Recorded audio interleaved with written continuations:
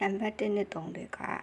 ရေးရဖြစ်မှန်ကိုသိရဆိုလို့ရှိရင်ရွှေ့ပြီးတော့ comment မှာရေးခဲ့ပြပါအောင်เนาะအဲဆိုရင်ဒီ video file ကိုဒီမှာပဲခဏလောက်ဆက်ထားပါမယ်နောက်ထပ် video file မှာပြန်တွေ့ပါမယ်ဟုတ်ကဲ့ပါ